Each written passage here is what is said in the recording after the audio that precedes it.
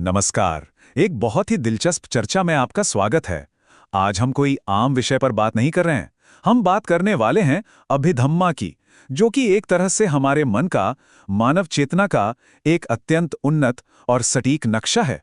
सच कहूं तो मन को समझने का इतना व्यवस्थित, तार्किक और विशाल ढंग इतिहास में कहीं और मिलना मुश्किल है। तो चलिए इस अद्भुत नक्शे के जरिए मन की गहराइयों में उतरते हैं और इसके काम करने के तरीकों को समझते हैं। 121 यानी 121। अब आप सोच रहे होंगे ये नंबर कहाँ से आया। ये कोई आम आंकड़ा नहीं है।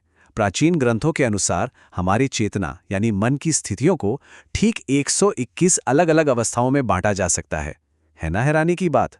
सोचकर देखिए, 2500 साल पहले रोजमर्रा के साधारण अनुभवों से लेकर ध्यान की सबसे गहरी अवस्थाओं को इतनी सटीकता से कैसे वर्गीकृत किया गया होगा। इस गणित के पीछे एक पूरा विज्ञान छुपा है जिसे हम आज मिलकर सुलझाएंगे। तो इस पूरी प्रणाली की शुरुआत होती है एक शब्द से, चित्ता। चित्ता का मूल अर्थ है चेतना यानी कॉन्शियसनेस। अब इस चेतना को 4 बड़े भौगोलिक स्तरों या प्लेन्स में बांटा गया है। ये 4 स्तर हैं: कामावचार यानी हमारी इंद्रिय दुनिया, रूपावचार यानी रूपयुक्त ध्यान, अरूपावचार यानी अरूप ध्यान, और आखिर में लोकोत्तरा, जो कि एक परम मुक्ति की अवस्था है। बेसिकली हमारी ये यात्रा एवरीडे अनुभवों से शुरू होकर ऊपर उठते हुए सीधे परम शांति तक जाएगी। चलिए इस नक्शे को पूरी तरह से खोलते हैं। हमारी यात्रा शुरू होगी इंद्रिय क्षेत्र से, उसके बाद हम रूप और अरूप क्षेत्रों की गहराइयों में जाएंगे, फिर लोकोत्तर क्षेत्र को समझेंगे और अंत में इस पूरे गणित को एक साथ देखेंगे। तो हमारा पहला पड़ाव है कामावचरा यानी ऐन्द्रिय क्षेत्र। ये वो जगह है जहां हमारी रोजमर्रा की ऐन्द्रियक इच्छाएं और सामान्य प्रतिक्रियाएं निवास करती हैं। और सच तो ये है कि हमारा सबसे ज्यादा समय यहीं बीतता है। इस क्षेत्र में कुल 54 प्रकार की चेतना अवस्थाएं यानी चित्ता होते हैं, और इनको बड़ी खूबसूरती से नैतिकता के आधार पर 3 हिस्सों में बांटा गया है। ध्यान दीजिएगा, 12 अनैतिक हैं, 18 जड़ रहित या रूटलेस हैं, जैसे बिना किसी विचार के अचानक कोई आवाज सुनना या कुछ देखना, जिसमें न अच्छाई है न बुराई, और बची हुई 24 सुंदर अवस्थाएं हैं। ये बिल्कुल साफ दिखाता है कि हमारे सामान्य विचार भी कितने अलग अलग प्रकार के हो सकते हैं। अब इस स्लाइड में जो सबसे इंटरेस्टिंग बात है वो ये है कि ये जो 12 अनैतिक अवस्थाएं हैं, जिन्हें अकुशला चित्ता कहते हैं, ये ऐसे ही हवा में नहीं बनती। इनकी 3 स्पेसिफिक जड़ें यानी रूट्स होती हैं: लोभा यानी आसक्ति, डोसा यानी गुस्सा, और मोहा यानी भ्रम। अब सोचकर देखिए, ट्रैफिक जैम में जब अचानक गुस्सा आता है ना, वो एग्जैक्टली दोसा पर आधारित अनैतिक चेतना है। या किसी चीज को पाने की तीव्र लालसा होना, वो लोभा है। ये सभी नियमित नकारात्मक विचार इन्हीं 3 जड़ों से निकले हैं। लेकिन रुकिए, तस्वीर का एक दूसरा और ज्यादा खूबसूरत पहलू भी है। इन अनैतिक जड़ों के ठीक विपरीत हमारे पास 24 सुंदर चेतना अवस्थाएं भी हैं, जिन्हें सोभाना सित्ता कहा जाता है। ये बिल्कुल दोषरहित और सकारात्मक जड़ों से आती हैं। कौन सी जड़ें? अलोभा यानी उदारता, अडोसा यानी मैत्री या प्रेम, और अमोह यानी प्रज्ञा, जैसे बिना किसी स्वार्थ के किसी जरूरतमंद की मदद करना।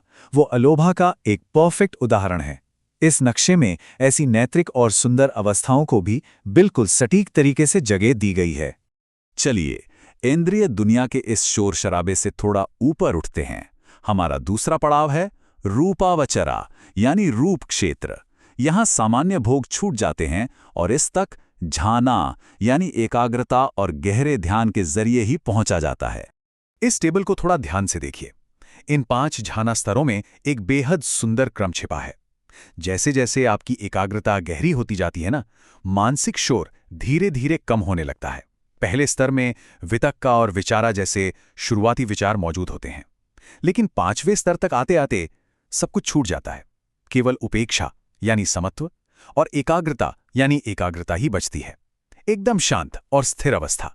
और इसी शांति के क्रम में हमारे पास 15 चेतना अवस्थाएं होती हैं। ये 15 चित्तास बिल्कुल मैथमेटिकल ढंग से 3 श्रेणियों में बंटती हैं: नैतिक, परिणाम स्वरूप और क्रियात्मक।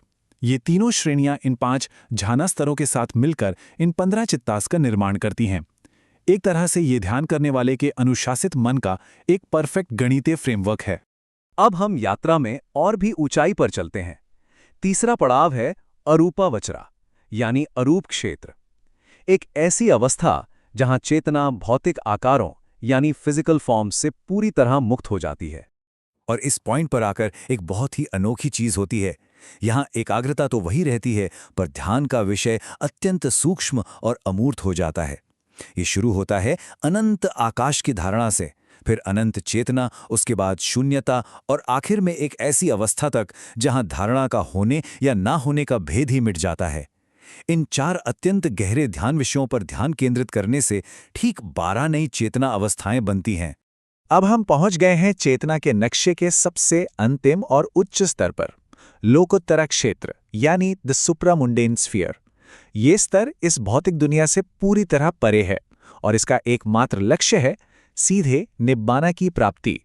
इन दोनों अवस्थाओं के बीच का फर्क समझना सच में बहुत जरूरी है।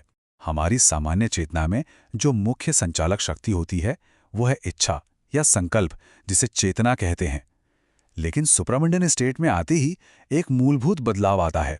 यहाँ संचालक संकल्प नहीं बल्कि अत्यंत गहरी प्रज्ञा यानी पन्या बन जाती है, और यही प्रज्ञा सच्ची मुक्ति का मार्ग प्रशस्त करती है। तो इस प्रज्ञा के चलते मुक्ति के 4 प्रमुख पड़ाव आते हैं।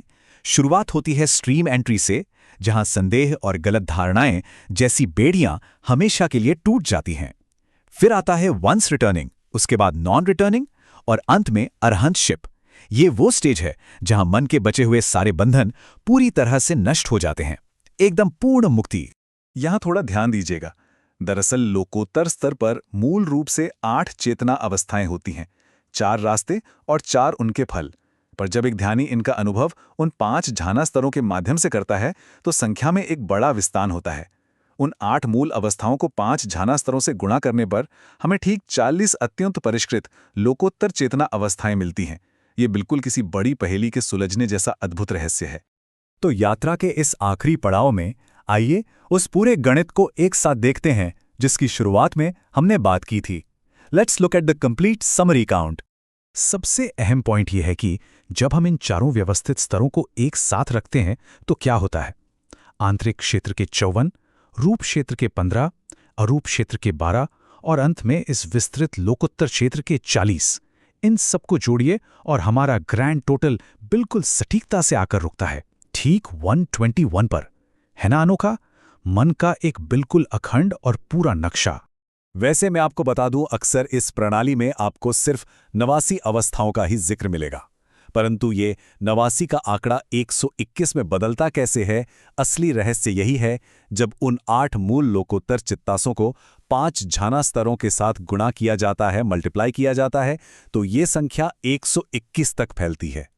ये इस पूरे दार्शनिक नक्शे का सबसे जरूरी टेक अवे है, जो साधारण विचार से लेकर निब्बाना तक की कड़ी को जोड़ता है। तो मन की इन 121 अवस्थाओं और इनके सटीक नक्शे को समझने के बाद एक सवाल पर विचार करना बहुत जरूरी हो जाता है। एक साधारण जीवन बिताते हुए आज के दिन हमारी और आपकी चेतना मुख्य रूप से इनमें से किस स्तर पर निवास कर रही है? क्या हम उन रोजमर्रा के शोर और अनैतिक विचारों में उलझे हुए हैं, या हम एकाग्रता और सुंदर विचारों के जरिए उन शांत झाना स्तरों की ओर बढ़ने का प्रयास कर रहे हैं? इस सवाल को खुद से जरूर पूछिएगा। मुझे उम्मीद है इस विश्लेषण ने आपको मन को देखने का एक बिल्कुल नया और वास्त नजरिया दिया होगा। हमारे साथ जुड़ने के लिए बहुत बहुत धन्यवाद।